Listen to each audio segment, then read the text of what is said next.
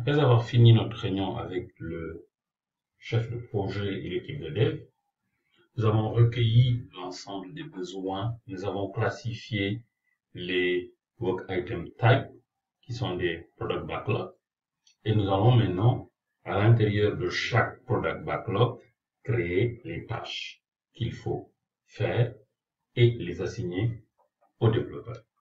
Donc ici, sans plus tarder, je vais sélectionner la mise en place de l'architecture. Je clique sur le bouton plus et automatiquement vous voyez ici New Task. Mais ce qui est bien, par exemple ici, je vais mettre par exemple mise en place de la couche DAL ou Data Access Layer. Oh, sorry. OK. Le clavier anglais. Très bien. Et ici, regardez, quand je mets Save simplement, automatiquement, il m'affecte un numéro. Avant, il n'avait pas de numéro. Maintenant, il m'affecte un numéro. Mais mieux encore, quand je ferme, vous allez voir qu'il y a un collapse qui est là. Donc, quand je fais ça, cela veut dire que pour ce product backlog item, mise en place de l'architecture de l'application, nous avons des tâches. Donc, je vais changer de type de visualisation. OK? Ici, c'est bien parce que ça nous permet de faire des visualisations au niveau hiérarchique.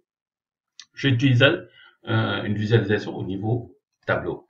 Donc, ici, dès que je clique, vous voyez, ici, il y a une visualisation au niveau tableau avec mes user story ou mes product backlog items.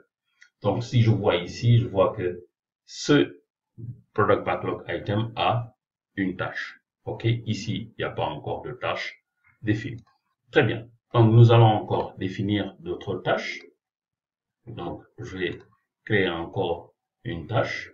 J'ai dit mise en place de la couche domaine. OK. Je n'ai pas encore assigné cette tâche à quelqu'un. Maintenant, au niveau de mon product backlog item, je vois que c'est assigné à l'EJDIBA. Je peux de facto cliquer sur les tâches et les assigner directement à l'EJDIBA. Donc, je sélectionne et je dis que c'est l'EJDIBA. Save and Quit. Je sélectionne, je dis que c'est l'EJDIBA. OK, Save and Quit. Très bien. Donc voilà, nous avons défini un ensemble de tâches. Donc je vais vous laisser la possibilité de continuer. La prochaine vidéo nous permettra de pouvoir définir les sprints. Donc ceux qui font du Agile, on va délimiter notre projet. C'est-à-dire ça, ce sont l'ensemble des modules ou product backlog de notre projet. Nous allons les répartir au niveau de nos sprints pour la prochaine vidéo.